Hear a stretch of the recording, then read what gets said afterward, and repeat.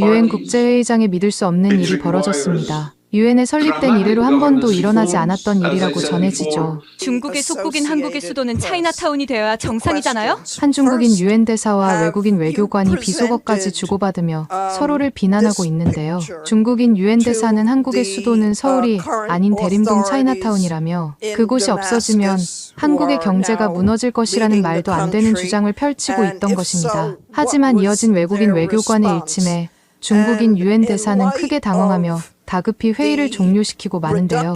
대체 이곳 회의실에서는 무슨 일이 있었던 것일까요? 영상 시작 전 좋아요와 불우이웃을 위해 끝까지 시청 부탁드립니다. 안녕하세요. 저는 영국인 출신의 모니카라고 합니다. 대사관에서 정치외교 부서에서 일하는 중인 저는 얼마 전부터 한국과 중국의 관계를 연구하며 꽤 뜻깊은 시간을 보냈는데요. 그도 그럴 것이 평범한 나라라고 생각했던 한국은 저의 예상과는 달리 이미 10년 전부터 중국을 완전히 앞지른 최선진국의 나라였던 것은 물론 특이하게도 중국에서 삶을 포기한 불법 체류자들이 한국의 차이나타운에 숨어서 거주하고 있다는 사실과 그 수가 해마다 늘어나고 있다는 사실이 꽤 놀라웠기 때문입니다. 실제로 제 주위 중국인 친구들은 저를 볼 때마다 한국이 중국보다 후진국이고 가난한 나라라는 주장을 자주 쏟아냈지만 한국의 차이나타운만 보더라도 그 존재 자체만으로 중국인들은 한국이라는 나라에 피해를 주고 있었거든요. 중국인들의 대부분이 부자라고 했던 중국인 친구들의 주장과 달리 중국이 점점 가난해지며 개인 파산을 맞이한 대다수의 중국인들은 자신들보다 가난한 나라라고 주장했던 한국으로 불법 도피를 하는 모습을 보이기 시작했고 저는 이러한 중국인들의 역설적인 모습이 굉장한 연구 대상이라고 생각했습니다. 그런데 바로 얼마 전 저는 이러한 중국인들의 역설적인 모습을 두 눈을 통해 실제로 마주할 수 있었는데요. 그날은 저희 대사관 근처에 중국 유엔 대사님이 직접 오셔서 출장 회의를 진행하시는 날이었는데 저는 회의가 시작되자마자 굉장히 의아할 수밖에 없었기 때문입니다. 어느 정도 전문 지식을 가지고 있는 중국인 유엔 대사라는 사람이 회의가 시작되자마자 현재 경제 대국이라고 알려진 한국은 사실 한국 내부에 있는 대림동 차이나타운과 그곳의 중국인들에게 모든 경제활동을 의존하고 있다며 한국의 진짜 수도는 대림동 차이나타운이라는 맛이 가버린 주장을 했기 때문인데요. 그도 그럴 것이 이미 저희 부서만 하더라도 약 2년 전부터 한국의 놀라운 경제 성장력과 시민의식은 그 예를 찾아볼 수 없을 정도로 새로운 선진국의 표준을 제시하고 있다는 회의가 많았던 것은 물론 한국의 수도 서울은 그 존재 자체만으로 영국과 비슷한 수준 아니면 그 이상의 경제 잠재력을 가지고 있다는 논리가 거의 정설로 통하고 있었기 때문이죠. 하지만 중국 유엔 대사님은 완전히 뭐에 홀려버린 것인지 의아한 표정을 짓고 있는 눈앞의 외교관들을 향해 한국의 수도는 차이나타운이니 앞으로의 한국 연구활동은 전부 대림동의 차이나타운을 중심으로 해야 된다는 헛소리 발언을 반복하기 시작했습니다. 회의실에 있던 저를 포함한 대다수의 외교관들은 유엔 대사님을 향해 그게 무슨 뚱딴지 같은 소리냐며 한국의 차이나타운은 대부분의 중국인들이 불법 체류자인 것은 물론 그 존재 자체만으로 한국인들에게 피해를 주는 위험구역이라고 했지만 유엔 대사님은 목에 힘줄까지 세우며 자신의 발언을 멈추지 않았어요. 어떻게 정치외교부서 외교관들이라는 당신들이 한국의 수도를 모를 수가 있나요? 한국은 중국의 속국이니 자연스럽게 한국의 최대 차이나타운인 대림동, 차이나타운이 수도 아닙니까? 현재 한국이 보여주고 있는 경제력이나 한국인들의 삶의 질은 모두 차이나타운의 중국인들이 있기에 가능한 생활들이에요. 한국은 예로부터 찢어지게 가난한 파상 국가였습니다. 하지만 중국 정부는 속국인 한국의 미래를 위해 넓은 아량을 100% 뛰어난 전문가들과 사업가, 중국인들을 한국으로 보냈고 그곳이 바로 한국에서 차이나타운이라고 불리는 지역으로 바뀌었죠. 물론 몇몇 외교관들은 한국의 차이나타운이 불법 체류자들이 모여있는 장소라고 주장하거나 그 존재 자체만으로 범죄 위험이 너무 높지 않냐는 1차원적인 주장을 할 수 있다고 생각합니다. 자, 그런데 우리 한번 생각해 봅시다. 상식적으로 한 달 월급을 50만 원 받는 한국인들이 사고를 칠까요? 아니면 중국에서 월급을 600만 원 넘게 받아오던 차이나타운 중국인들이 사고를 칠까요? 답은 누가 봐도 뻔한 것 아닙니까? 그런데 왜 이곳의 외교관들만 한국의 수도는 서울이라며 차이나타운의 존재 자체를 거부하는 것이죠? 당신들은 지금 한국 정부에게 전부 돈을 받고 이런 정치 외교 활동을 한다고밖에 볼 수 없습니다. 물론 이해는 합니다. 실제 중국인인 제가 진실을 말해주기 전까지 그 누구도 한국의 수도가 차이나타운이라는 진실을 말해주지 않았겠죠. 하지만 이것은 매우 간단한 이론입니다. 한국은 정말 50년 전만 하더라도 찢어지게 가난한 나라였죠. 그들은 밥이 없어서 미군의 음식을 주워 먹었고 옷이 없어서 옷을 벗고 농사를 지었습니다. 그런데 어느 순간 한국은 엄청나게 성장했죠. 그게 바로 저희 모국인 중국이 있었기 때문입니다. 중국은 현재 영국보다 부유한 최선진국의 나라이지만 근접 나라인 한국의 가능성을 알아보고 그들에게 물질적 그리고 인재적 지원을 아끼지 않았죠. 그리고 그 결과가 지금 바로 여러분들이 잘못된 상식을 가지고 있는 한국의 차이나타운입니다. 실제로 현재 한국에는 차이나타운이 매우 많고 그들 모두는 것으로만 위험해 보일 뿐. 그 안에서는 뉴욕의 맨해튼과 동일한 금융경제업이 돌아가고 있죠. 그렇다면 자연스럽게 한국의 수도는 각 지역의 차이나타운이 아닐까요? 그리고 실제로 중국 정부 또한 이것을 인지하고 약 3년 전부터 한국의 차이나타운으로 금융 전문가들을 몰래 보내고 있습니다. 당연히 공식적인 법적 루트를 통해 한국으로 보내면 중국의 금융업을 견제하는 나라들이 눈치를 채니 불법 체류자 신분을 통해 똑똑한 금융업 중국인들을 비밀리에 한국으로 보내고 있죠. 이게 바로 여러분들이 지금 착각하고 있는 한국 차이나타운의 진실입니다. 그리고 실제로 차이나타운의 중국인들은 한국 경제 전반을 계획하고 돌리며 엄청난 돈을 한국에 벌어주고 있죠. 자, 그런데 지금 한국인들의 태도는 어떻죠? 그들은 중국인들은 더럽다고 멀리하고 있으며 심지어는 저희 중국이 한국보다 가난하고 시민의식도 낮다는 잘못된 상식을 전파하고 있습니다. 그리고 그러한 선동행동의 결과물이 바로 제 앞에 있는 외국인 외교관들, 바로 여러분들이죠. 하지만 지금이라도 이러한 진실을 알아야만 합니다. 특히 최근 한국은 차이나타운에서 많은 경제활동 이득을 거두고 있으면서도 대림동 차이나타운을 없애려는 모습을 보이고 있어요. 그들은 차이나타운의 불법 체류자 중국인들이 매우 위험하다고 주장하고 있고 주위 한국인들이 그들에게 위협을 받고 있다는 선동을 하고 있죠. 그리고 그러한 이유의 뒷면에는 바로 차이나타운의 금융업주도 중국인들을 전부 한국인으로 교체하려는 속셈을 가지고 있습니다. 10년 전만 하더라도 금융업 지식이 없었던 한국인들이지만 그들은 차이나타운의 중국인들을 통해 몰래 금융업 지식을 익혔고 한국 정부는 이를 중국인이 아닌 한국인들로 교체해 자신들의 이익을 더 부풀리려고 하고 있죠. 중국인들은 선한 마음으로 한국의 경제를 성장시켜주기 위해 자신들의 신분을 감추면서까지 한국의 차이나타운에서 활동했지만 그 결과가 바로 배신이라는 말입니다. 즉 지금의 한국은 중국인들에게 감사한 마음을 전혀 가지지 않고 오히려 그들을 몰아내려고 하고 있다는 사실이죠. 그렇다면 이러한 상황에서 대체 어떤 나라가 시민의식이 더 낮고 후진국일까요? 답은 당연히 한국이라고 생각합니다. 그리고 실제로 한국에서 차이나타운 금융 직원들이 사라지게 된다면 한국은 월급 1만 원 시대를 맞이하게 될 것입니다. 알게 모르게 중국인 불법 체류자 금융업 직원들은 자신들을 희생하며 한국의 경제 성장을 위해 차이나타운에서 금융활동을 해왔지만 이제 더는 그럴 필요가 없기 때문이죠. 하지만 여기 이곳의 외교관들은 정치외교부서 외교관들이면서 한국이 중국보다 더 부유한 선진국이라는 잘못된 사상을 가지고 있습니다. 물론 이렇게 생각하는 외국인 외교관들이 있을 수 있지만 정치외교학 외교관들이라면 제 말을 믿어야 하는 것 아닐까요? 심지어 지금 한국은 컴퓨터를 구매할 돈조차 없는 것이 매우 당연한 나라입니다. 그런데 차이나타운의 중국인들은 모두 컴퓨터를 가지고 있죠. 그렇다면 한국에 위협이 되고 범죄 피해를 발생시키는 것은 차이나타운의 중국인들이 아닌 바로 한국인들 아닐까요? 그들은 지금 모국인 중국에게 감사한 마음도 모르면서 오히려 중국의 고유 문화들을 뺏어가고 있습니다. 온돌부터 한식 심지어는 한복과 세종대왕까지 원래 전부 중국이었던 인류적 문화재와 물건들을 전부 강탈하고 있죠. 여러분들이라면 어떻게 하시겠습니까? 지금이라도 한국의 수도가 서울이 아닌 대림동, 차이나타운이라는 사실을 인정하고 이 사실을 알려야 하지 않을까요? 지금 한국은 차이나타운 없이 절대 그 정도의 선진국 경제활동을 유지할 수 없습니다. 중국인 유엔 대사님께서는 땀까지 뻘뻘 흘리며 한국의 수도는 서울이 아닌 각 지역의 차이나타운이라는 기괴한 주장을 이어나갔고 이 모습은 흡사 중국 정부에 완전히 세뇌되어 버린 미친 중국인 그 자체의 모습이었어요. 그도 그럴 것이 이미 중국인 유엔 대사님의 발언이 이어지는 와중에도 대다수의 외교관들이 손을 들고 항의를 하며 그건 매우 위험한 주장이라는 반박을 했지만 중국 유엔 대사님은 자신의 말이 완전히 끝나기 전까지 그 해괴한 발언을 멈추지 않고 이어나갔기 때문이죠. 하지만 그 중에서도 제일 어이없었던 것은 원래부터 한국이 중국보다 가난하다는 유엔 대사님의 주장이었습니다. 실제로 현재 한국인들의 삶의 질 데이터만 살펴보더라도 이미 중국과는 약 수십 배 정도의 차이가 나고 있는데 중국 유엔 대사님은 이러한 데이터를 전혀 모르는지 그저 무조건 한국은 중국의 속국이니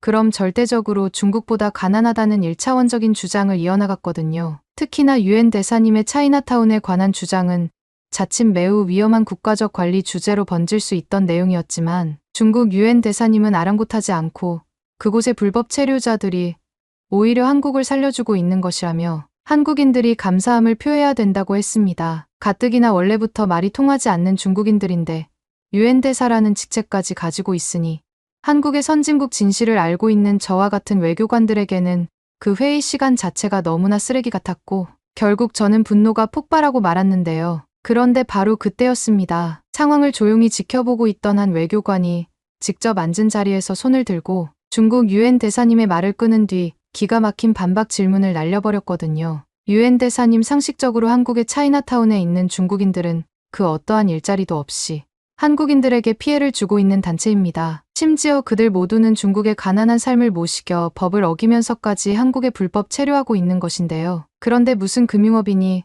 그곳이 한국의 수도라니. 유엔 대사님, 정말 정치외교학 유엔 대사님이 맞나요?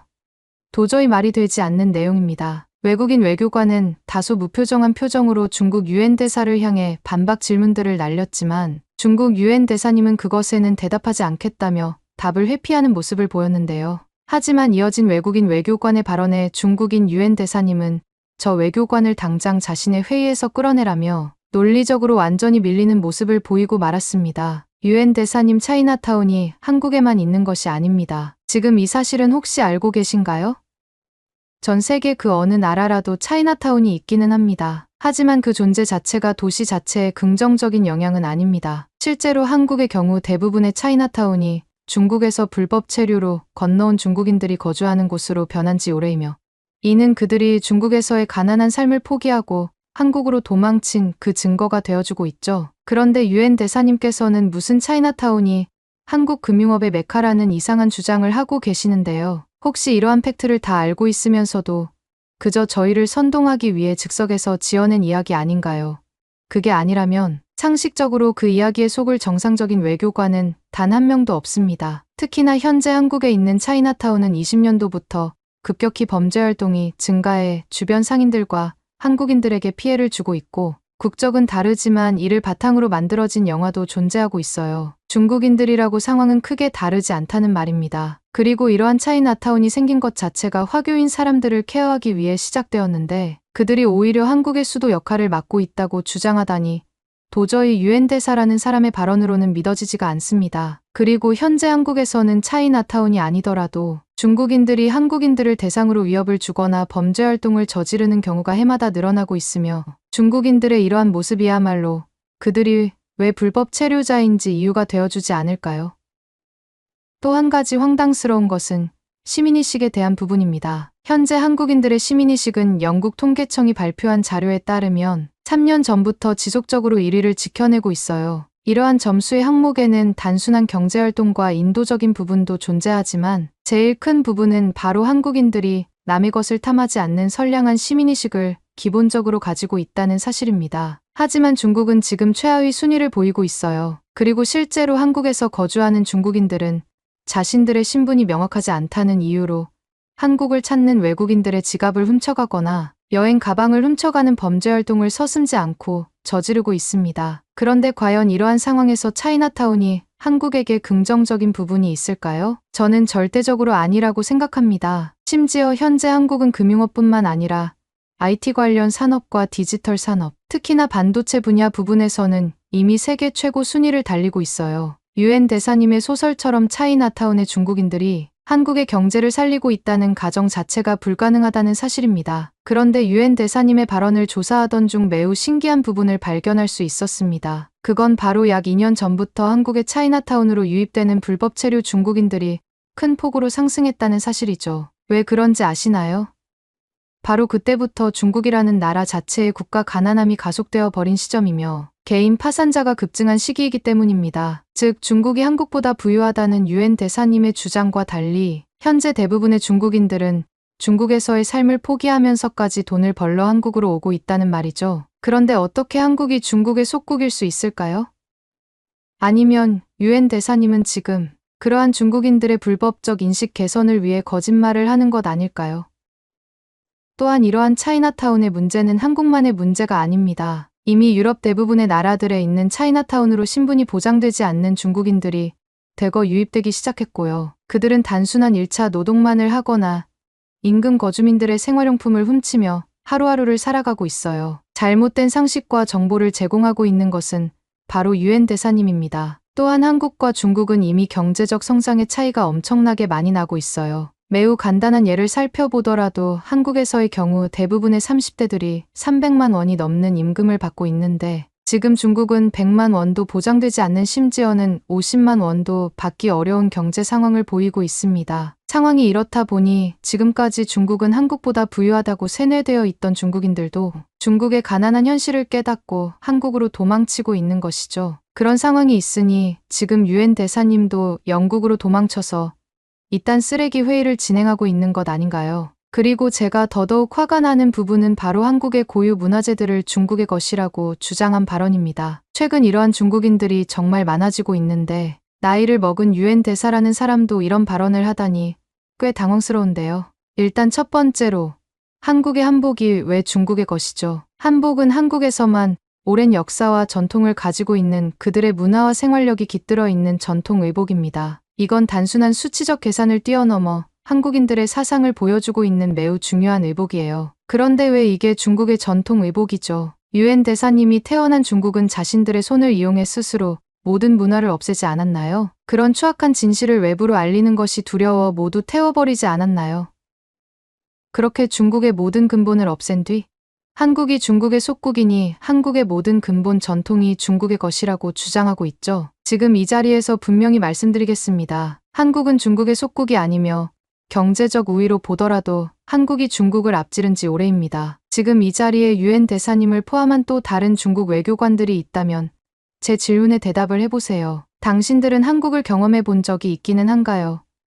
더 나아가서는 한국의 차이나타운을 경험해 본 적이 있나요? 항공권을 구매할 돈도 없으면서 한국에 대해서 거짓 발언들을 공식적인 자리에서 내놓지 마시기 바랍니다. 당신들은 한국에게 그저 암적인 존재들이에요. 더군다나 한국의 수도 서울은 영국 그 이상의 상징성과 잠재력을 가진 도시입니다. 중국은 상대조차 되지 않아요. 외국인 외교관의 반박이 끝나자마자 중국 유엔 대사는 땀까지 뻘뻘 흘리며 저건 사실이 아니라며 난리를 치기 시작했고 그 모습은 흡사 진실을 깨달아버린 중국인의 모습과 다름이 없었는데요. 특히나 회의실의 분위기 자체가 더욱 술렁일 수밖에 없던 것은 외국인 외교관의 주장처럼 이미 전 세계 다양한 나라들의 차이나타운에서 크고 작은 문제들이 연달아 생기고 있었던 것은 물론 중국인들의 그들만 생각하는 기괴한 문화들로 인해 다양한 나라의 거주민들이 이미 많은 피해를 보고 있었기 때문이죠. 실제로 유럽권의 나라들은 차이나타운 근처의 범죄 발생률이 24년도 들어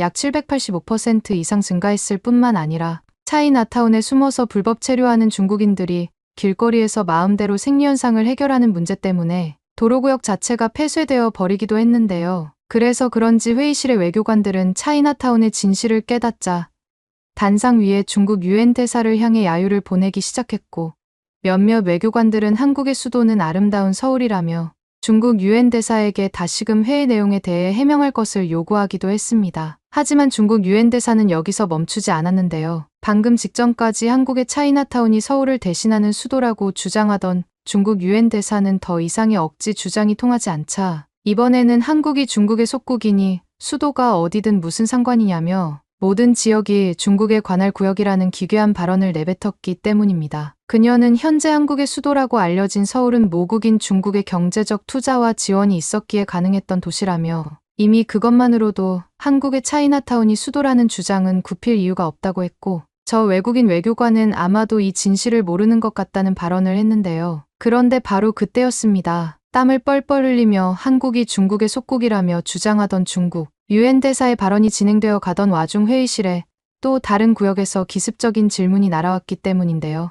유엔 대사님, 한국이 중국의 속국이라고 하셨는데 그것이 가능한 명확한 이유를 단 한 가지라도 제시해 보시기 바랍니다. 5분 안에 이 사실을 증명한다면 제가 이 대사관을 퇴사하도록 하겠습니다. 갑작스럽게 나타난 외국인 외교관은 한국인 유엔 대사에게 왜 중국보다 더 뛰어난 경제적 활동 능력과 도시, 성장 능력을 갖춘 한국이 중국의 속국이냐며 이를 증명해보라고 했고, 중국 유엔 대사는 이 말을 듣자마자 시간이 다 되었다며 다급히 회의를 종료시키고 나가려는 모습을 보였는데요. 하지만 이어진 외국인 외교관의 일침일갈에 중국 유엔 대사는 그대로 몸이 굳어버리며 전의를 상실하고 말았습니다. 요즘 이런 유엔 대사 같지도 않은 중국 유엔 대사들이 급격하게 증가하고 있습니다. 또한 더욱 우리가 이런 기괴한 사태에 경각심을 가져야 한다는 사실은 그 피해가 한국이라는 이유이죠. 한국은 현재 전 세계에서 가장 무한한 잠재력과 인재적 성장 가능성을 가진 부유한 국가입니다. 물론 한국은 중국보다 가난하고 어려운 시절이 있었습니다. 하지만 한국은 이를 타개하기 위해 국민들이 모든 힘을 합쳐 국가를 일으켜 세웠고, 이 단합 자체가 현재 한국의 근본이 되어주고 있죠. 특히나 현재 디지털 시대는 땅의 크기가 작은 한국에는 더욱 큰 이점으로 작용하고 있습니다. 그들은 매우 좁은 지역에 밀도 있는 인구 잠재력을 가졌고, 디지털 시대가 되자마자 자신들의 단점을 뛰어넘어 버리며 글로벌 국가로 성장했죠. 그들이 하는 모든 행위와 디지털 시스템들은 하나의 문화로 작용하기 시작했고, 바로 그때부터 한국은 중국은 물론 대다수의 선진국 국가들을 완전히 다른 단계로 뛰어넘었습니다. 그리고 바로 그때부터 한국이 중국의 속국이라는 주장을 내세우는 멍청한 중국 유엔 대사들이 다시 나타나기 시작했죠. 한국의 수도는 차이나타운이 아닌 서울이라는 사실은 굳이 증거를 제시할 이유도 없는 어처구니 없는 주장에 불과합니다. 하지만 한국이 중국의 속국이라고 주장하는 발언은 매우 위험한 발언이죠. 중국인들은 한국을 따라잡지 못하는 것을 깨닫자 오히려 한국을 자신들의 위치로 끌어내리기 위해 속국 발언을 일삼고 있는 것입니다. 그런데 저 중국 유엔 대사의 모습을 보세요. 그녀는 현재 단 한 가지의 논리 있는 근거도 제시하지 못하고 있습니다. 심지어는 유엔 대사라는 거짓 직책을 가지고 있음에도 회의를 종료시키고 도망가려고 했죠. 지금 이 순간부터 우리는 한국을 중국으로부터 보호하기 위해 이와 같은 중국인들을 전부 무너뜨려야만 합니다. 이것은 미래 기술을 선도하는 국가 한국을 지키기 위함이고, 잘못된 정보를 전달하는 대사관이라는 공간을 지키기 위함이죠. 중국 유엔 대사에게 다시 한번 말씀드리겠습니다. 한국이 중국의 속국이니 무슨 수도가 대림동, 차이나타운이라는 미친 주장을 하기 전에 자신의 모습과 중국의 현재 상황을 돌아보세요. 도망친 곳에는 낙원이 없는 것처럼 중국의 처참한 현실을 돌보지 않는다면 당신들은 100년이 지나도 디지털 최선진국 한국에게 흠집 하나 내지 못할 것입니다. 구독과 좋아요 부탁드리며 중국인들에게 날릴 센스 있는 댓글도 남겨주시면 전달해드리겠습니다. 그러면 더욱 감동적인 다음 사연으로 넘어가겠습니다. 상하이의 여학생들이 한창 수다를 떨고 있습니다. 한국은 유럽 따라가려면 멀었지, 게다가 물가도 비싸서 살기 힘들어. 무슨 소리, 돈만 많으면 한국이 제일 살기 좋아. 이들은 며칠 뒤에 이 대화의 정답을 눈앞에 마주하는데요. 바로 한국을 가게 된 것입니다. 여러분에게 한국은 어떤 나라인가요? 한국에 대한 관점을 바꾸는 오늘의 사연 시작하겠습니다. 안녕하세요. 저는 상하이에 사는 고등학생 메디아입니다. 상하이는 고유한 사찰과 오랜 전통에 친숙하므로 항상 저에게 편안한 곳이었어요. 하지만 학교에서 한국으로 수학여행을 간다고 발표했을 때 저는 꺼림칙함과 불안감이 교차했습니다. 한국에 대한 저희 관점은 가족들의 강한 견해와 항상 긍정적이지 않은 중국 언론의 묘사에 의해 형성되었기 때문입니다. 친구들이 드라마와 케이팝의 한류 열풍에 휩쓸릴 때 저는 그 흥분을 함께 나누지 못하고 옆에서 지켜보고만 있었습니다. 왜 그들은 우리와 너무나 다른 문화에 매료된 것일까 궁금했습니다. 왜 그들은 중국 사람이면서 중국말을 사용하지 않으려 하는 건지 이해할 수 없었어요. 수학여행이 확정되던 날 교실은 흥분으로 들썩였습니다. 며칠 전 수학여행지 과반수 투표를 진행했는데 거의 대부분의 학생들이 한국을 선택한 것입니다. 모두들 우리가 방문할 장소와 먹을 음식에 대해 이야기하고 있었습니다. 하지만 저는 한국에 간다는 생각에 상반된 감정에 폭풍이 몰아쳤습니다. 한편으로는 한국이 정말 친구들이 말하는 것처럼 활기찬 문화와 친절한 사람들로 가득한 곳인지 확인하고 싶었습니다. 하지만 또 다른 한편에서는 수년간 부정적인 고정관념을 굳게 믿고 있었습니다. 제가 한국에 가게 된다면 얼마나 중국이 좋은 나라일지 제대로 확인해야겠다고 생각했어요. 제가 수학여행을 거절하지 못하는 가장 큰 이유는 친구 문제였습니다. 평소 저는 내성적인 성격 탓에 새로운 친구들과 어울리는 것을 힘들어했습니다. 새 학기가 되어 수학여행을 가지 않는다면 저는 친구들과 친해질 수 있는 기회를 놓치는 것과 다름없을 것입니다. 그리고 혼자서 중국 학교에 남아 다른 친구들의 즐거운 시간을 부러워만 해야 했기에 저는 마지못해 한국으로 가야 했습니다. 출국일이 가까워질수록 스트레스는 커져만 갔습니다. 여행 전날 밤이 기억납니다. 저는 방에 앉아 가이드북, 카메라, 생각을 적을 수 있는 메모장 등 챙겨온 필수품에 둘러싸여 있었어요. 가족들은 저를 응원해 주었지만 불안한 기색도 역력했습니다.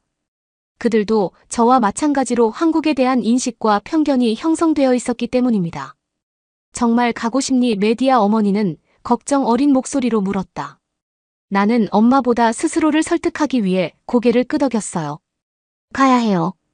엄마 학교에서 가는 거잖아요. 그날 밤 침대에 누웠을 때 머릿속에는 여러 가지 생각이 스쳐 지나갔습니다. 한편으로는 두렵기도 했지만 호기심도 커졌습니다. 한국이 제가 상상했던 것과 전혀 다르다면 어떡할지, 한국이 너무 좋아진다면 어떻게 해야 할지 불안했습니다. 이런 생각에 잠을 이루지 못했고 곧 떠날 여행이 한국에 대한 모든 선입견에 도전하고 그 과정에서 예상치 못한 방식으로 저를 변화시킬 것이라는 사실을 깨닫지 못한 채 불안한 잠에 빠져들었습니다.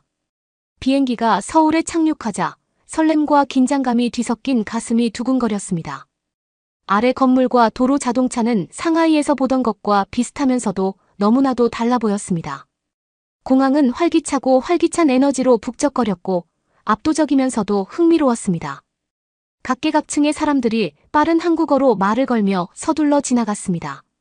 저는 배낭을 더 꽉 움켜쥐고 이 많은 사람들 속에서 제가 얼마나 이방인으로 보일지 문득 깨달았습니다. 우리 일행은 한데 모여 공항을 빠져나갔습니다. 모든 것이 깨끗하고 잘 정돈된 모습에 감탄하지 않을 수 없었습니다. 간신히 알아들을 수 있는 언어로 된 표지판에는 중국어 번역이 곁들여져 있어 길을 찾기가 쉬웠습니다. 공항의 효율성은 제가 머릿속에 그리던 혼란스럽고 분주한 한국의 이미지와는 극명한 대조를 이루었습니다.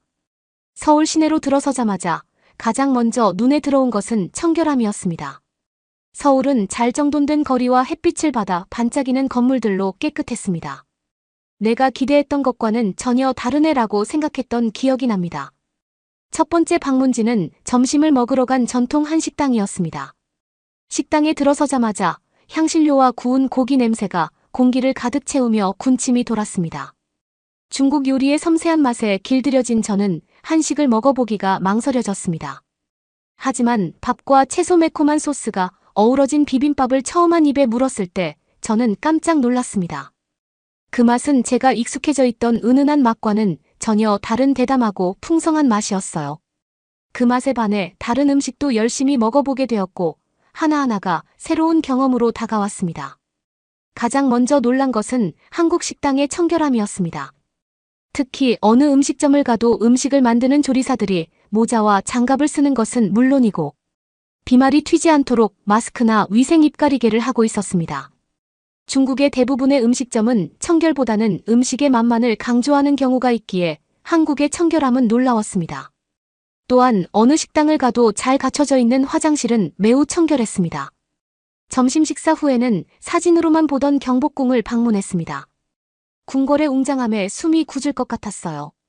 정교한 디자인, 선명한 색감의 건물, 고유한 정원은 한국의 풍부한 역사와 문화유산을 증명하는 듯했습니다. 궁궐 경내를 걷다 보니 경외감이 느껴졌습니다. 상하이의 고대 사찰과는 너무나도 달랐지만 한국 특유의 아름다움과 우아함이 있었습니다.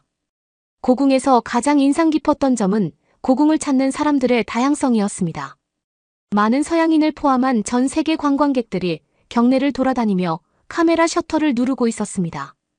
한국을 외국인 관광객이 간과하는 나라라고 생각했던 제 선입견과는 거리가 멀었습니다.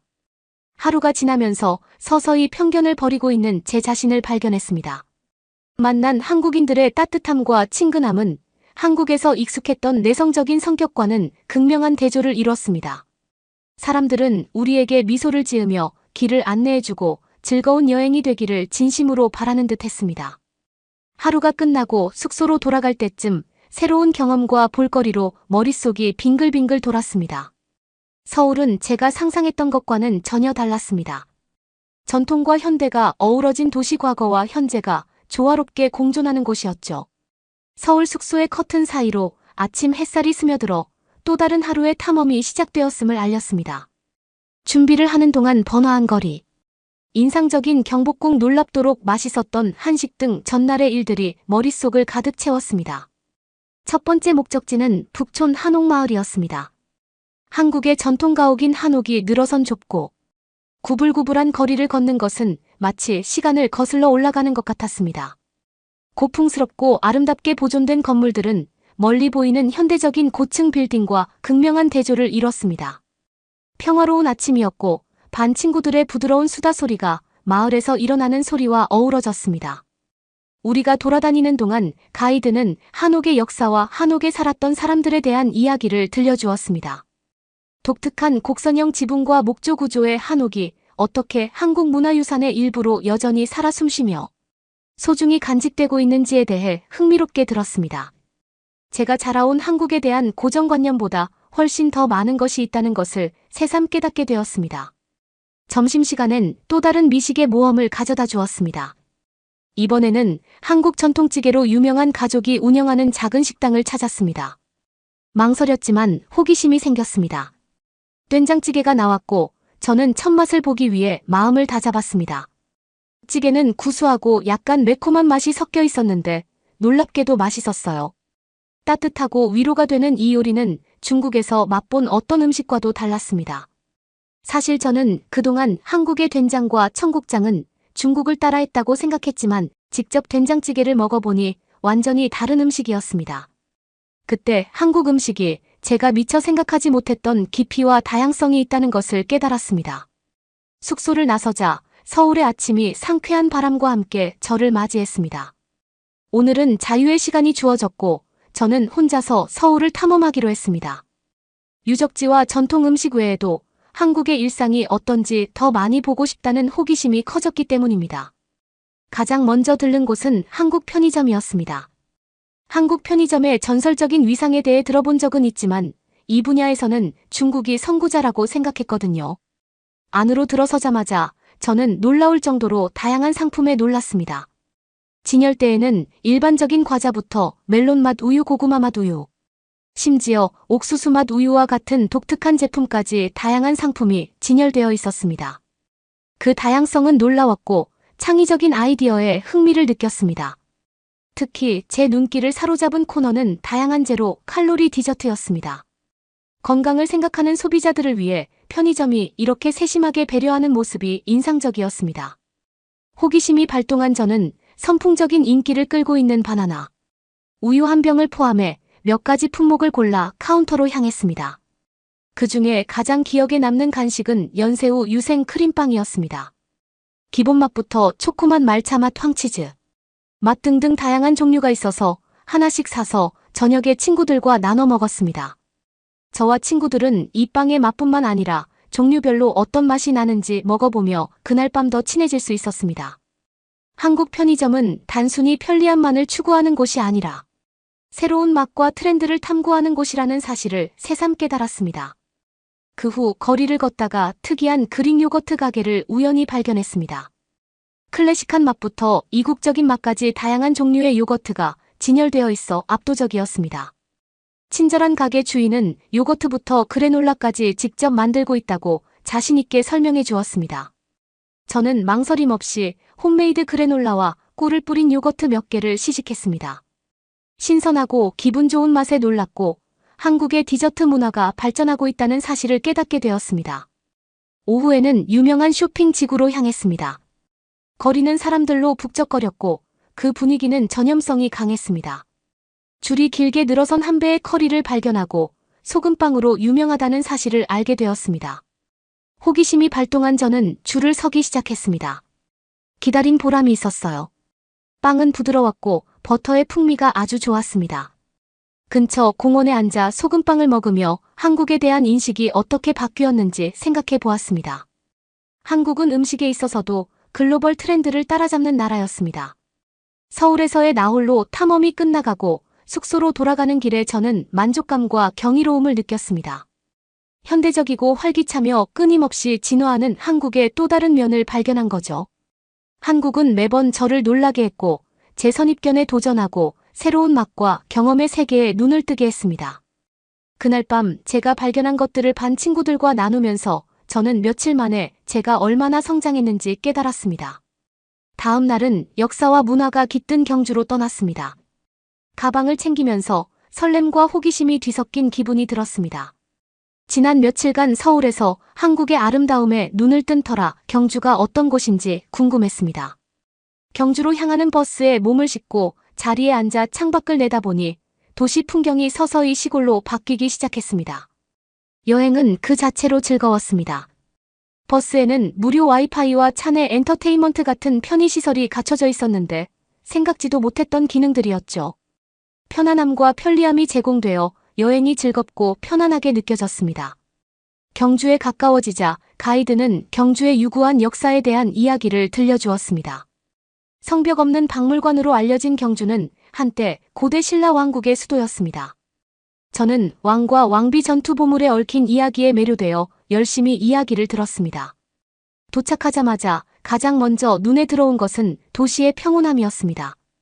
경주는 고대 사찰과 왕릉 아름다운 정원이 어우러진 고요하고 신비로운 매력을 지니고 있었어요. 서울의 분주한 에너지와는 극명한 대조를 이뤘죠. 첫 번째 방문지는 유네스코 세계문화유산인 불국사였습니다. 경내를 걷다 보니 절묘한 건축물과 평화로운 분위기에 감탄이 절로 나왔습니다. 사찰의 정교한 조각과 사찰을 감싸고 있는 고요함은 제 영혼의 향유와도 같았습니다. 성찰의 순간이었고 한국 문화유산의 깊이와 풍요로움에 감사하는 제 자신을 발견했습니다. 점심은 경주 전통 음식으로 유명한 현지 식당에 들렀습니다. 비빔밥을 다시 먹었는데 이번에는 재료가 지역 특산품이었고 맛도 지역 특유의 풍미를 느낄 수 있었습니다. 이전에는 생각하지 못했던 한식의 다양성을 다시 한번 느낄 수 있었습니다. 점심 식사 후에는 고속도로변에 있는 유명한 휴게소를 방문했습니다. 저는 휴게소의 고급스러움과 편리함에 깜짝 놀랐습니다. 현지 간식과 기념품을 파는 다양한 상점, 깨끗하고 잘 관리된 화장실, 심지어 작은 문화센터까지 있었죠.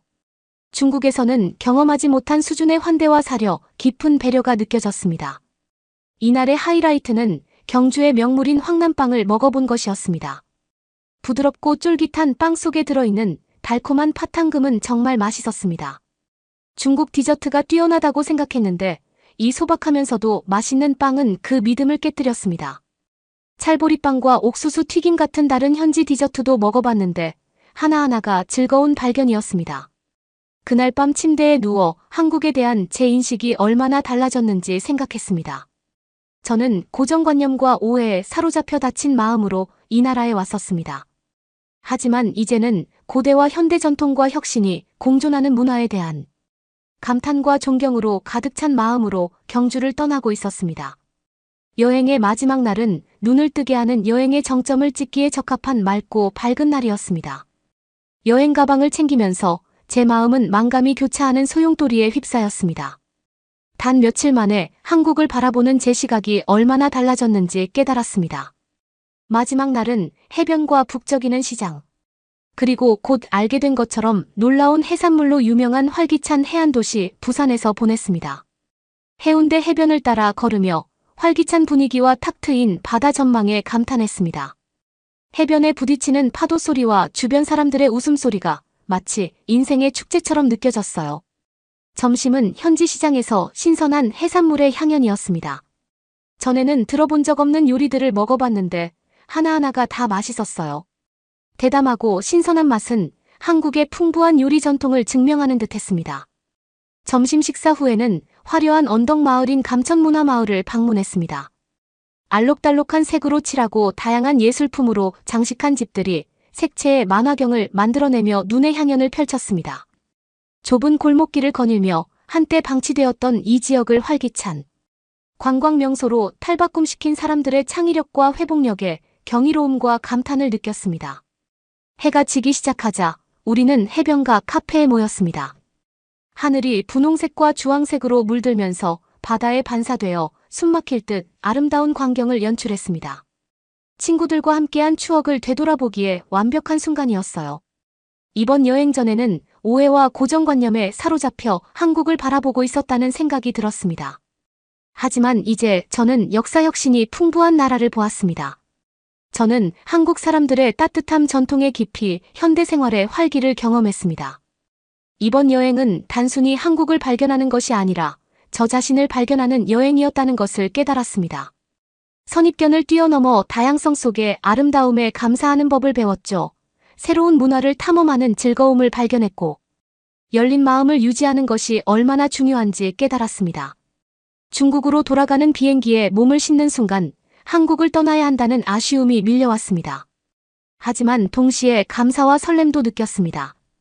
한국뿐만 아니라 세계를 바라보는 새로운 시각을 가지고 귀국하게 되었으니까요. 중국에 돌아와서는 가족들과 친구들에게 제 경험을 공유하며 한국에 대한 오해를 조금이나마 풀 수 있기를 바랐습니다.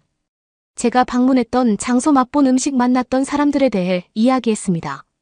제 눈으로 바라본 한국을 아름다움과 전통 혁신으로 가득한 나라로 느끼게 해주고 싶었습니다. 한국으로의 여행은 단순한 수학여행이 아니라 세상을 바라보는 시각을 바꿔준 변화의 경험이었어요. 꿈의 가치와 열린 마음에 힘을 배웠죠. 한국에서의 시간을 되돌아보면서 저는 이것이 다른 문화를 이해하고 감사하는 여정의 시작에 불과하다는 것을 알았습니다. 그리고 집으로 돌아가는 비행기에서 눈을 감으며 제 자신과 약속했습니다. 앞으로도 계속해서 다양하고 멋진 세상을 탐험하고 배우며 열린 마음을 유지해야겠다고요. 그러면 더욱 재미있는 다음 사연으로 넘어가겠습니다. 모스크바의 한 여행사에서 3명의 여자가 대화를 하고 있습니다. 오늘 만났던 동양인 진짜 무례했어. 러시아보다 독일이 우월하다고 그러던데 어이가 없어서 나치 동양인 얘기하니깐 말인데 우리 한국으로 가는 게 어때? 한국이 러시아보다 훨씬 잘 산다던데. 의식의 흐름대로 흘러가는 이 대화에서 세 사람이 갑자기 한국에 가려는 이유는 무엇이었을까요? 한국에 가서 대체 무엇을 하려는 건지 사연을 통해서 들어보겠습니다. 안녕하세요. 저는 모스크바에서 5년째 여행 가이드로 일하고 있는 레이키입니다. 모스크바에서 투어 가이드를 하는 것은 단순한 직업이 아니라 저를 찾은 열정이었습니다. 모스크바의 예술과 문화, 현지인들만 알고 있는 숨겨진 보석 같은 명소에 대한 이야기를 나누는 것을 좋아했죠. 하지만 시간이 지나면서 이 열정은 시들해지기 시작했습니다. 매일 반복되는 일과 반복되는 동선, 그리고 매일 같은 대사를 반복하다 보니 각본에 짜여진 살처럼 느껴졌죠. 하지만 저를 진정으로 멈추고 생각하게 만든 것은 이 직업에 따르는 어려움이었습니다. 여행 가이드는 단순히 관광 명소를 보여주는 것뿐만 아니라 사람 기대치, 때로는 문화적 충돌을 관리해야 하는 직업입니다. 한 번은 아시아 여행자 그룹이 제 투어에 참여한 적이 있습니다. 그들은 유창한 영어를 구사하여 의사소통이 쉬웠지만 기대하는 바는 달랐습니다. 그들은 러시아 역사의 뉘앙스를 더 깊이 파고들기를 원했는데 일반적인 투어에서는 보통 다루지 않는 내용이었죠. 나머지 그룹의 참여를 유지하면서 그들의 기대에 부응하는 것은 어려운 일이었습니다. 그러던 중 한 아시아 학생과의 사건이 발생했습니다. 그날도 여느 날과 마찬가지로 다양한 관광객들이 제 주변에 모여 있었습니다. 그 중에는 호기심과 도전의식이 가득한 눈빛으로 반짝이는 젊은 아시아 학생도 있었습니다. 저는 유서 깊은 거리를 돌아다니며 러시아의 영광 싸워서 승리한 전투, 러시아의 정체성을 형성한 문화적 승리에 대한 이야기를 들려주었습니다. 그룹은 러시아의 생생한 역사에 매료되어 귀를 기울였지만 아시아계 학생은 거의 회의적인 듯 안절부절 못하는 표정이었습니다. 러시아 함대와 러시아의 해상 능력에 대해 토론하던 중 그가 갑자기 질문을 던져 저를 당황하게 만들었습니다. 그는 러시아 함대에 대해 토론하는 도중에 러시아에 대한 독일의 역사적 우월성에 대해 대담하게 의문을 제기했습니다. 깜짝 놀랐어요. 가벼운 농담에 익숙했던 저였지만 이건 달랐습니다. 제 지식과 조국의 역사에 대한 직접적인 도전이었거든요. 그룹은 침묵에 빠졌고 학생과 제 사이를 오가는 눈빛이 바뀌었습니다. 그 순간 저는 제 책임의 무게를 깨달았습니다. 저는 단순한 가이드가 아니라 러시아과 세계를 잇는 가교 역할을 하는 문화대사였으니까요. 제 답변은 신중하고 유익하면서도 존중해야 했습니다. 저는 프로페셔널하게 대처했지만 흔적을 남겼습니다. 여행 가이드라는 직업이 조국의 역사와 문화를 대표한다는 의미와 제가 하는 말 한마디 한마디가 얼마나 중요한지 깨닫게 되었죠. 그런 어려움 속에서도 저를 버티게 해준 것은 동료들이었습니다. 끝없는 에너지와 농담으로 분위기를 밝게 만드는 방법을 항상 알고 있던 루나. 조용한 성격의 얀디는 종종 저를 생각하게 만드는 통찰력을 제공했습니다. 우리의 작은 사무실은 단순한 직장이 아니라 기쁨과 좌절 꿈을 공유하는 안식처였습니다. 아시아계 학생과의 사건 이후 저는 동료인 루나와 얀디에게 더 많이 의지하며 지원과 관점을 구하게 되었습니다.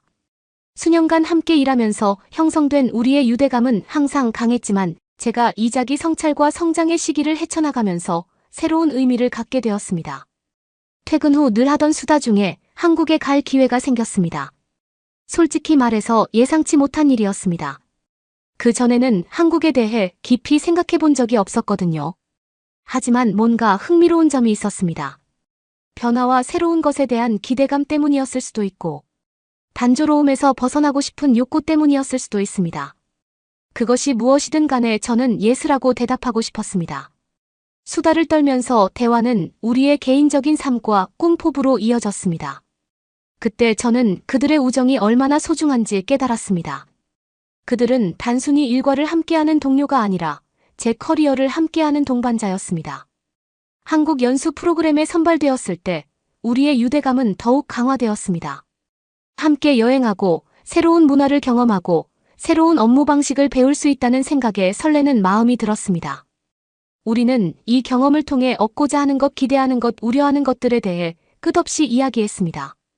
매일 새로운 도전이 이어지는 투어 가이드의 세계에서 루나와 얀디와 같은 동료가 있다는 것은 축복이었습니다. 그들은 저희 공론의 장이자 응원군, 든든한 지원군이었습니다. 우리는 함께 사무실의 벽을 뛰어넘는 유대감을 형성했고, 그 유대감은 곧 고요한 아침에 나라 대한민국에서 시험받고 강화될 것입니다. 한국 연수 소식을 듣던 날은 만감이 교차하는 날이었습니다. 설렘, 호기심, 약간의 걱정 등 예상치 못한 커리어의 전환을 생각하니 이 모든 감정이 소용돌이쳤습니다.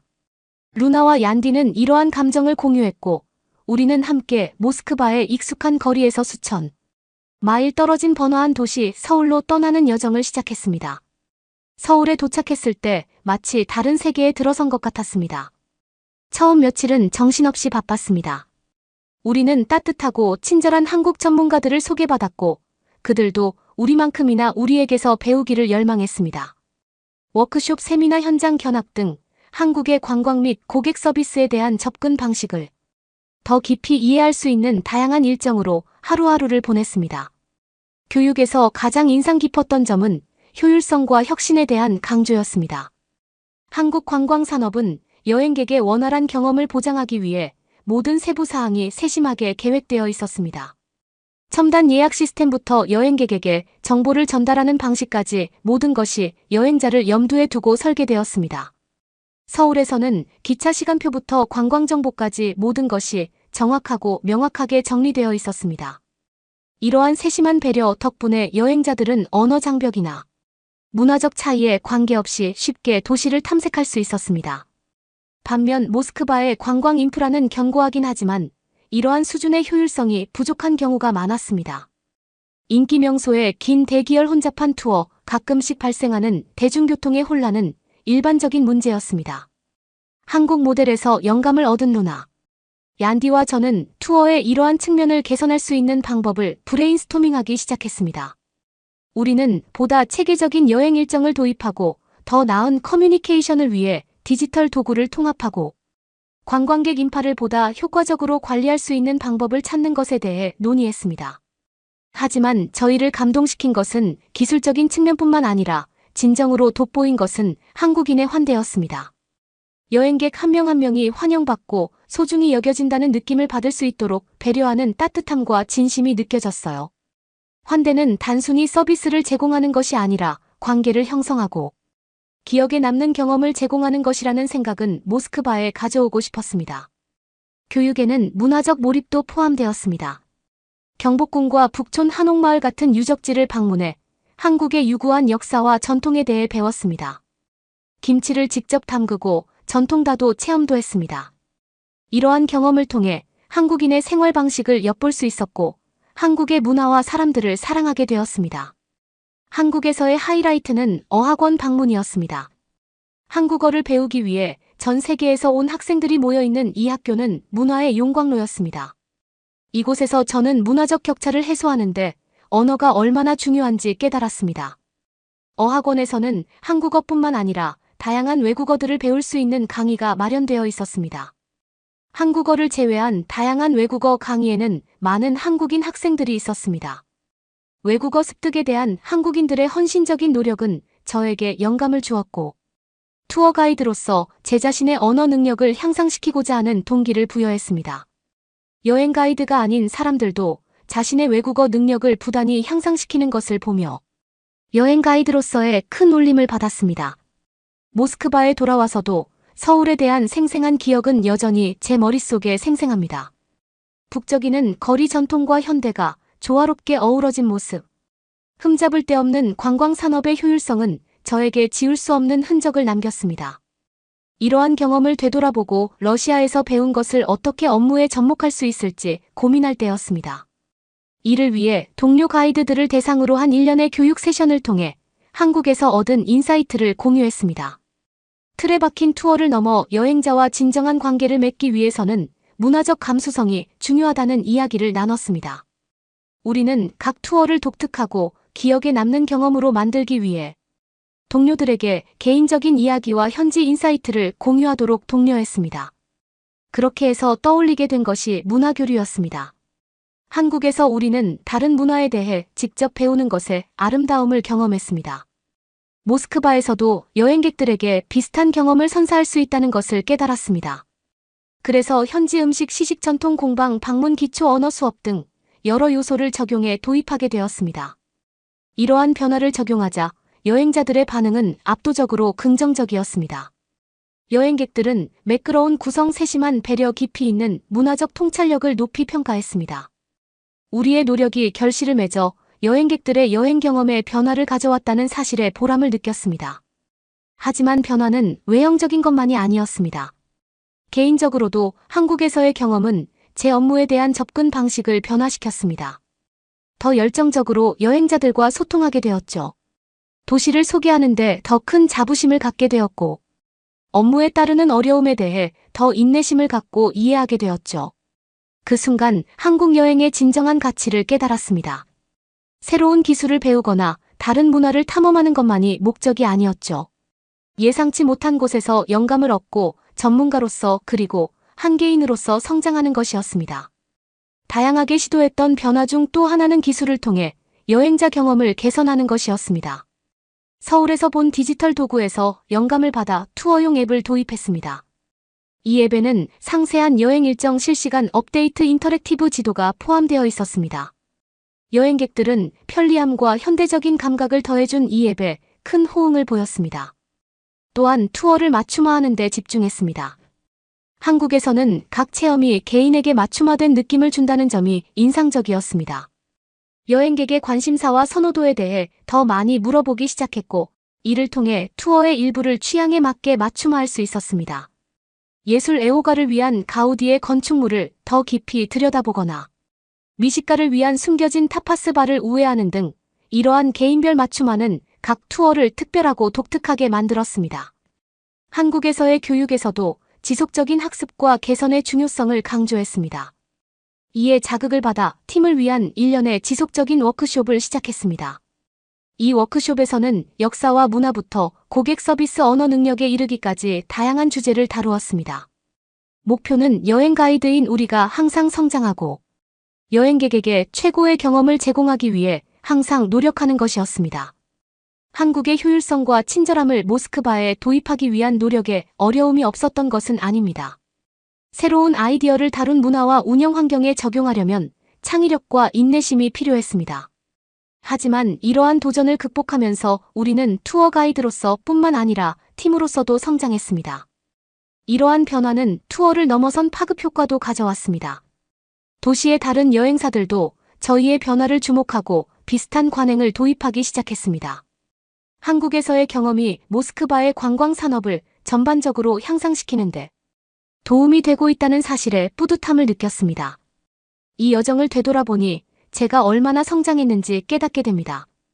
한국 여행은 단순한 연수 프로그램을 넘어 자아를 발견하고 직업적 활력을 되찾는 여정이었습니다. 새로운 경험에 대한 개방성의 가치 고객 서비스에서 공감의 중요성 문화 교류의 힘을 배웠습니다. 오늘도 모스크바의 거리를 걸으며 전 세계에서 온 여행자들과 모스크바의 이야기를 나누면서 저는 감사하는 마음으로 걷고 있습니다. 한국을 경험할 수 있는 기회와 배운 교훈, 그리고 제가 안내하는 사람들의 삶의 변화를 가져올 수 있는 기회에 대해 감사합니다. 그럼 다음 사연으로 넘어가 보겠습니다. 너 도대체 한국에서 무슨 일이 있었던 거야? 대학생 여성 아만다를 둘러싼 많은 여성들이 그녀에게 질문을 쏟아붓고 있습니다. 친구들은 아만다를 본 뒤 화들짝 놀라며 도대체 무슨 일이 생긴 거냐고 빨리 대답을 하라고 그녀를 재촉하기 시작합니다. 아만다는 말해도 믿지 못할 거라며 대답을 하지 않고 있는데요. 도대체 무슨 일이 있었길래 그녀의 친구들은 이런 반응을 보이는 걸까요? 그해 여름. 한국에서 캘리포니아 산호세의 한 학교로 교환학생을 온 한국인 윤혜 씨가 있습니다. 산호세는 아름다운 자연 경관을 유지하고 있기 때문에 골프나 여행 장소로 미국 사람들에게도 아주 손꼽히는 도시입니다. 하지만 산호세의 관광객이 아닌 한국인이 교환학생으로 오는 일은 아주 드문 일이었기 때문에 윤희 씨도 좀 긴장을 한 모습입니다. 그렇게 그녀는 한 학교로 들어가고 그녀의 이야기가 시작됩니다. 모든 것이 녹아버릴 듯 뜨거운 여름이었습니다. 미국 캘리포니아에 위치한 대학교엔 교환학생이 오늘 온다는 소식이 전해졌습니다. 게다가 한국인이라는 소식에 학생들은 웅성거렸죠. 곧 이어 강의실 문을 열고 그녀가 들어왔습니다. 그러자 모든 학생들이 의아한 표정을 지었습니다. 뭐야? 왜 어린애가 왔어? 수군거리는 소리가 교실 안을 채웠습니다. 그녀는 잠시 숨을 고르더니 곧 능숙한 영어 실력으로 자기소개를 하기 시작했습니다. 안녕, 내 이름은 이윤이야. 잘 지내보자. 너무도 당차고 활기찬 그녀에게 모든 학생들은 궁금증이 생겼습니다. 인사를 마치고 연달아 수업이 바로 시작되었습니다. 수업을 하는 내내 강의실에 있는 학생들은 윤희를 흘깃흘깃 훔쳐봤죠. 모든 친구들은 윤희 곁으로 우르르 모였다. 그러고 황당한 질문부터 합니다. 너 몇 살이야? 한 외국인 학생이 물었습니다. 윤희는 우리 인사부터 할까? 그게 예의잖아. 라고 하자 그녀는 머쓱한 듯 안녕, 내 이름은 아만다야 라 다시 말을 건넸죠. 그제서야 윤희는 다시 환하게 웃으며 나는 25살이야. 나이가 좀 많지. 휴학하고 이곳저곳 여행을 다니느라 벌써 25살이 됐네. 윤희의 말에 다른 친구들은 서로 눈짓을 하며 인상을 찌푸렸습니다. 윤희는 그녀들이 왜 그런지 이해할 수가 없었죠. 아만다는 윤희에게 솔직하게 말해봐. 진짜 너가 25살이라고? 재차 물었습니다. 윤희는 갸우뚱하며 여권이라도 보여줄까? 25살 맞아. 미국 사람들은 나이 묻는 걸 신뢰라고 생각해서 안 묻는 거 아니었어. 라며 불쾌한 내색을 비쳤습니다. 그러자 아만다가 기분 나빴다면 미안해. 그냥 우리는 너가 너무 어려 보이는데. 25살이나 됐다고 하니까 그렇지 심지어 우리보다 나이가 많잖아라 말했어요. 윤희는 그제서야 오해가 풀렸다는 듯 아, 원래 동양인들이 좀 어려 보인다고 하잖아. 근데 난 25살 맞아 웃으며 답했죠. 점점 그녀에게 다른 친구들도 다가와 한국에서는 무슨 일이 있었던 거냐며 쉴 새 없이 질문 공세가 쏟아졌습니다. 윤희 씨는 당황스러워 대답을 하지 못했어요. 왜냐면 그녀는 한국에서 딱히 피부에 특별한 걸 했다고 생각하지 않았거든요. 윤희 씨와 아만다는 기숙사 룸메이트까지 되어서 급속도로 친해지게 되었어요. 아만다는 평소에도 한국에 굉장히 관심이 많았죠.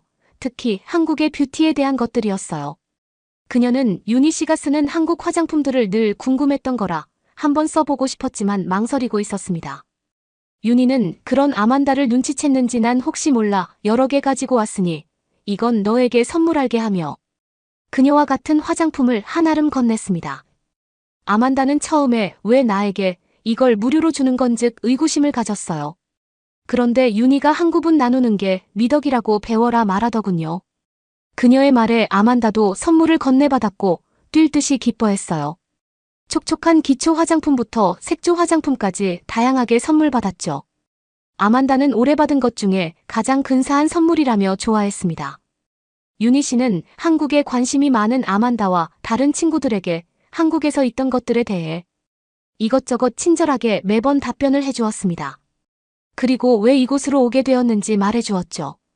그녀는 도전을 즐겼고 새로운 것들을 경험해보는 게 두근거릴 것 같아서 유학을 생각하다가 마치 미 학교에는 한국인이 없다는 걸 듣고 와보기로 했다고 했습니다. 그리고 이 동네에 이모네가 살고 있어서 엄마도 흔쾌히 허락하셨다고 하더군요. 그러고 그녀는 지금 아니면 외국 친구들과 언제 살아볼 수 있겠냐며 방긋 웃었습니다. 윤희는 항상 긍정적이고 밝은 성격이라 그녀의 에너지에 곁에 있는 사람들까지 기분을 좋아지게 만드는 특별한 힘이 있었습니다. 그렇기 때문에 그녀를 좋아하는 친구들은 눈 깜짝할 새 늘어났죠. 그녀는 항상 주변을 밝히는 환한 사람이었습니다. 그렇게 어느 날 한 친구가 조심스럽게 윤희에게 물었습니다. 혹시 너네 집 많이 부자야? 라고 말이죠. 윤희는 황당해하며 아니 전혀라고 대답했죠. 그러니 그 친구는 한국에서 스킨케어를 받았다고 했잖아. 에스테틱 관리가 12푼도 아니고 그걸 받았다고 하면 어느 정도인지 말 안 해도 우리도 알아. 그게 얼마나 비싼 건지 말이야. 그러자 윤희는 손을 절레절레 쥐으며 아니야. 한국에서는 전혀 안 비싸. 한국에서는 미용에 관련한 건 다 합리적인 가격이야 라고 말했습니다. 윤희의 외국 친구들은 평소 K-뷰티에 관심이 많았지만 한국 사람들의 메이크업을 따라해 볼 수는 없었다고 했어요.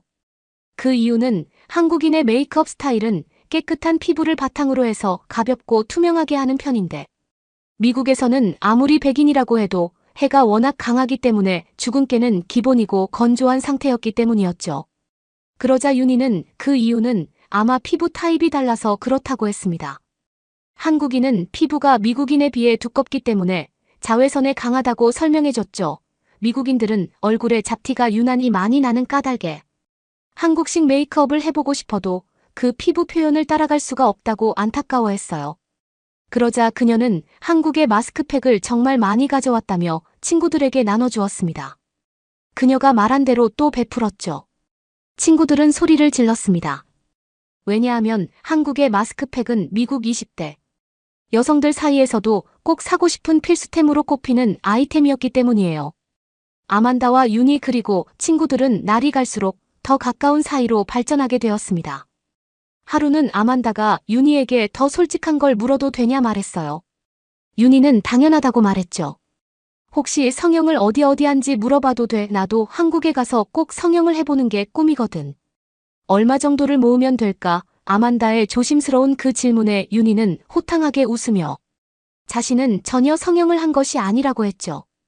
아만다가 그렇게 물어본 이유는 바로 윤희는 얼굴 크기가 작기로 알려진 미국 사람들 사이에서도 유난히 작은 얼굴에 잡티도 하나 없는 맑은 피부였기 때문에 분명히 어떤 시술을 받았을 거라 생각을 하는 거였어요. 윤희는 나는 경락이라는 걸 했어. 그걸 하면 마치 성형을 한 것처럼 얼굴이 작아져 물론 성형으로도 할 수 있지만 나는 겁이 좀 많은 편이거든. 하지만 한국 돈 20만 원 내외면 더 예뻐질 수 있는 필러 주사 같은 건 맞을 수 있어 라고 전했습니다. 친구들은 믿기지 않는다며 당장 한국에 가고 싶다고 했죠. 왜냐하면 미국에서는 에스테틱은 물론이고 미용실 성형외과 모두 아주 비싼 서비스라 아무나 아무 때나 부담 없이 받을 수 있는 게 아니었거든요. 헌데 윤희는 얼굴 피부부터 손끝 머리카락까지 윤기가 흐르고 완벽히 관리되어 보였죠. 윤희는 내 친구들은 다 이렇다고 말해주었어요. 그리고 더 놀라운 건 자신이 피부가 좋다고 칭찬을 듣는 게 처음이라고 했죠. 한국에서 본인 정도면 좋은 편도 아니라면 서요. 친구들은 더 놀랄 수밖에 없었습니다. 그럼 도대체 한국에서 피부 좋은 사람의 기준이 얼마나 높은 건지 가늠하기도 어려웠죠. 게다가 자신이 동안이라고 들은 것도 처음이라는 말에 친구들은 한국 여성들을 부러워했습니다. 친구들은 한국 배우들이나 스타들을 검색하며 그들의 나이까지 확인해보기 시작했고 경악했어요.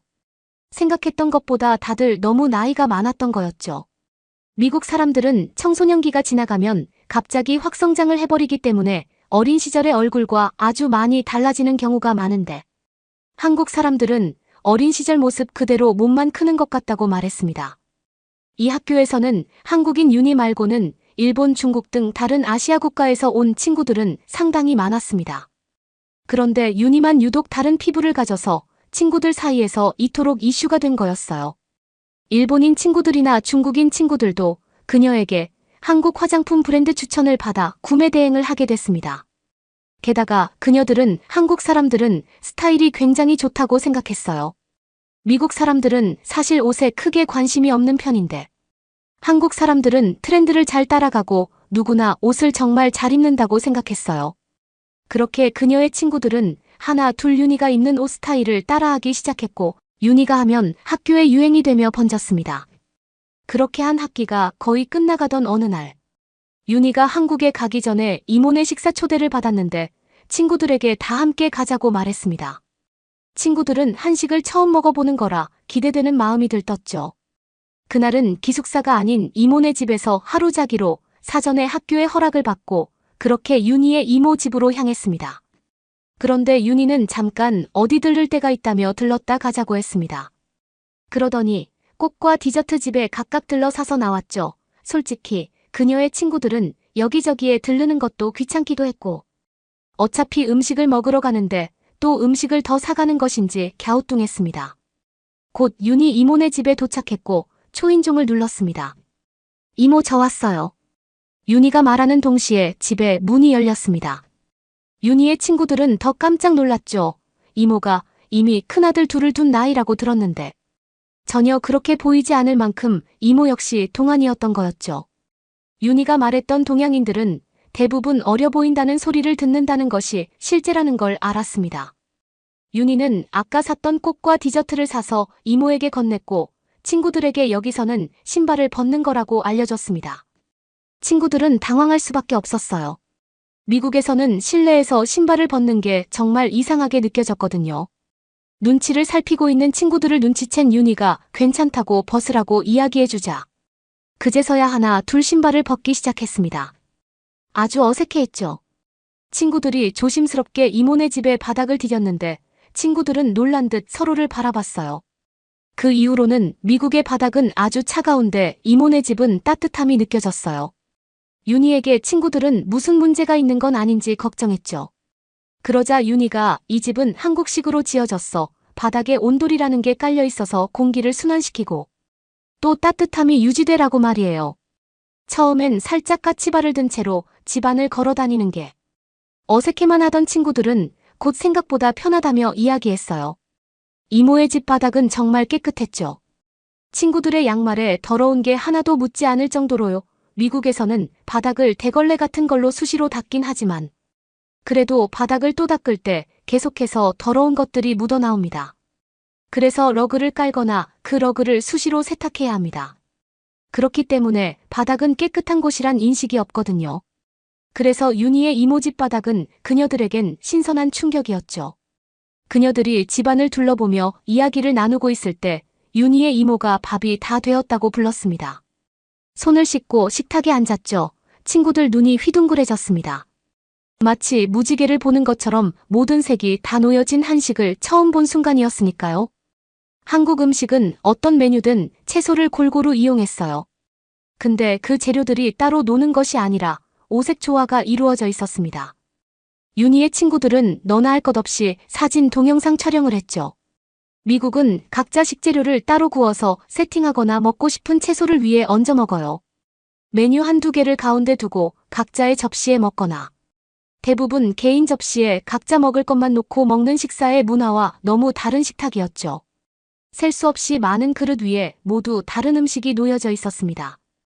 고기 각종 채소 해산물국이라 불리는 미국의 스프 같은 것도 말이에요.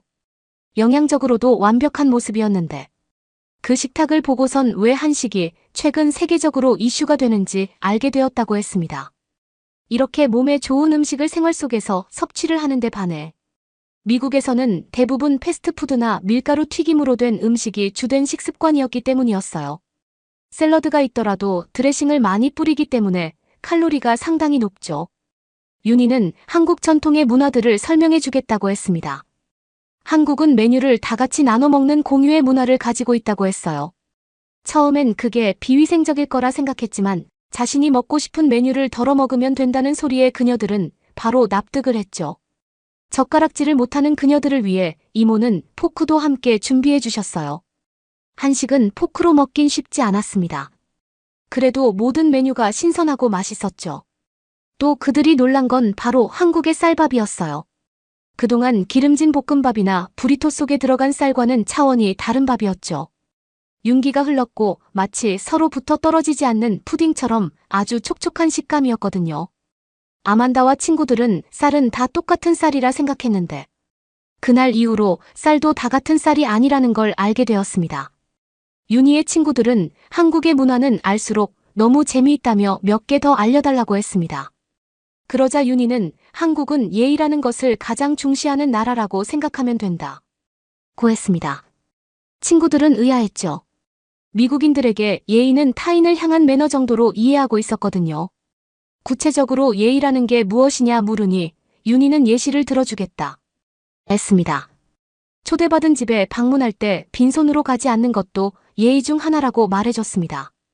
그제야 윤희가 굳이 가게들을 들러 이것저것을 사온 것인지 그 행동에 대한 의문이 풀렸죠. 그 다음으론 인사를 할 때 고개를 숙여서 하는 것, 나이가 많은 어른을 공경하는 것, 자리를 양보하는 것 등등 다양한 것들에 대해 이야기해줬죠. 윤희의 이모는 아주 다정하게 친구들을 맞이해 주었고 디저트로 과일까지 먹으며 다양한 이야기들을 나눴습니다.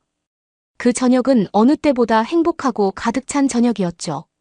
윤희의 친구들은 윤희가 알려준 대로 한국식으로 고개를 숙여 인사를 하고 이모네 집에서 나왔습니다. 그렇게 얼마 뒤 아쉽게도 윤희는 다시 원래 학교로 돌아가야 했어요. 언제든지 메신저로 연락하자고 했지만 시차가 달랐기 때문에 곁에 있을 때만큼 많은 이야기를 나누긴 어려웠죠. 아만다는 그런 윤희가 너무 보고 싶었어요. 그래서 방학을 이용해 한국을 다녀오기로 했습니다. 많은 친구들이 윤희를 그리워했지만 각자 일정이 있어 다음 방학 때나 돼야 한국을 갈 수 있을 거라고 했습니다. 아만다가 윤희와 행복한 시간을 보내고 있다고 매일 메신저로 알려줬고 그렇게 겨울 방학이 끝나고 새 학기가 시작되었습니다. 친구들은 문을 열고 들어오는 아만다를 보고 경악했어요. 그녀의 주근깨도 잡티도 모두 다 사라지고 마치 한국인 피부처럼 아주 투명해진 게 아니겠어요. 헤어스타일도 아주 세련되게 변신했고요. 친구들은 도대체 무슨 일이 있던 거냐며 어디를 성형한 거냐며 그녀에게 질문 세례를 쏟아냈습니다. 아만다는 정말 20만 원에 이렇게 됐다고 하면 믿을 수 있겠냐고 말했어요. 그녀는 성형을 한 것이 아니라 그저 몇 번의 레이저 시술만 했다고 말했거든요. 친구들은 아만다의 피부를 보고 한국 학교로 교환학생을 갈 수 없는지 묻는다 했어요. 그녀들은 윤희와 여전히 연락을 주고받으며 잘 지내고 있다고 해요. 단 하나 바뀐 게 있다면 그녀들의 집에서도 이제 더는 신발을 신지 않는다는 거예요. 임원의 집에 방문한 그 이후부터 집에서 신발을 벗지 않으면 편안하지 않다고 하네요. 그 덕분에 더 깨끗해진 집에서 사는 기분이라고 모두가 좋아하고 있고요. 여러분은 어떻게 보셨나요? 응원과 격려의 한마디씩을 댓글로 남겨주시기 바랍니다. 사연자분들에게 전달해드리겠습니다. 실제 사연 제보를 받고 있습니다. 채택되신 분께는 작은 선물도 보내드리고 있습니다. 저희의 사연이 여러분의 하루에 작은 힘이 될 수 있었으면 좋겠습니다. 감동적인 사연을 주변 분들과 이야기 나눠보세요. 더욱더 좋은 영상으로 다시 찾아뵙겠습니다.